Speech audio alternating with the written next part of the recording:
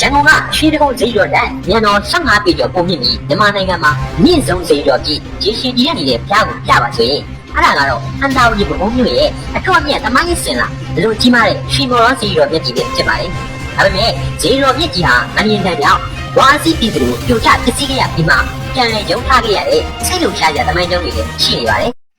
ရွှေမော်တော်ဘုရားကြီးရဲ့သမိုင်းဥစ္စာကိုတွားမယ်ဆိုရင်တော့လွန်ခဲ့တဲ့နှစ်ပေါင်း2600ကျော်မြတ်စွာဘုရားရှင်တတ်တော်ထေရှားရှိစဉ်သာသနာနဲ့ရှစ်ခုစီကိုပြန်သွားရပါလိမ့်မယ်။ဘုံရသမင်ကျမ်းတွေနဲ့ဗုဒ္ဓမရသမင်ကျုပ်တို့ရဲ့ခိုင်လုံတဲ့မှတ်တမ်းတွေရဘဝဒေသကြီးရဲ့နေရာဟာချိန်တုန်းကပင်လယ်ော်ကြီးတစ်ခုဖြစ်ခဲ့ပြီးမဟာကာလနဲ့ဆူလတာလာဆိုတဲ့ကုန်တယ်ညီနောင်တို့ကတထုံကြီးကိုအိန္ဒိယကနေကုန်တယ်ရင်မြတ်စွာဘုရားရှင်ထံကနေစံတော်မျက်နှာစုကိုရရှိခဲ့ပါတယ်။အဲဒီစံတော်တွေကိုသာသနာနဲ့38ခုနှစ်မှာဘကုန်းရဲ့တုတ်တက္ကနာတောင်မှာညံတော်9000ကရှိတဲ့ဇေဒီငယ်လေးကိုတည်ထားပို့ဝယ်ခဲ့တာဟာရွှေမော်တော်ဘုရားရဲ့အစပူပဲဖြစ်ပါတယ်။မော်တော်ဆိုတဲ့စကားလုံးဟာမော်မာလာစကားမွတ်တော်ကနေဆင်းသက်လာတာဖြစ်ပြီးနှာခေါင်းချွတ်တောင်ဒါမှမဟုတ်လက်ဘုရားရဲ့ဥကောင်းလို့အဓိပ္ပာယ်ရပါတယ်။မိုင်းတဲ့တွေရရွှေမော်တော်ဘုရားကြီးဟာကာလကြာကြီးလာတဲ့မြဘုံမြန်မာမင်းရဲ့ဆက်ဆက်ရဲ့ကိုယ်ဝယ်ယုံကြည်မှုအချက်အချာဖြစ်လာခဲ့ပါတယ်။ဘုံမင်းဆက်များဖြစ်တဲ့တပင်ချွေကြီးမတိုင်ခင်ကအန်တာရီကိုစိုးစံခဲ့တဲ့အညာဦးဂျန်တန်ကြီးတွေရှင်စောမှုနဲ့ဓမ္မတရီမင်းတို့ဟာဘုရားကြီးကိုရန်တော်မြင့်တာရွှေတင်ငယ်တက်လူတာတွေ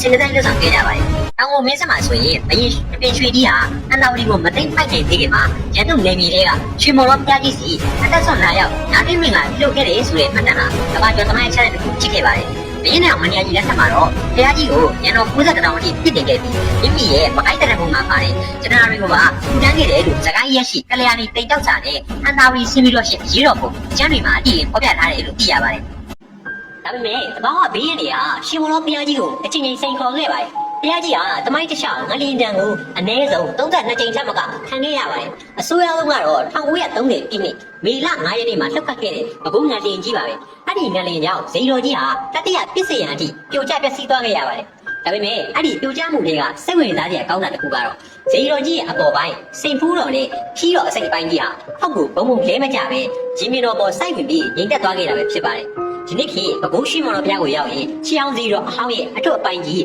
ရင်းမြတော်မှာစိုက်ဝင်နေတာကိုညဝါးထင်တွေ့မြင်နိုင်တာဘုရားကြီးရဲ့အချင်းကြီးရသမိုင်းတည်တစ်ခုပါပဲ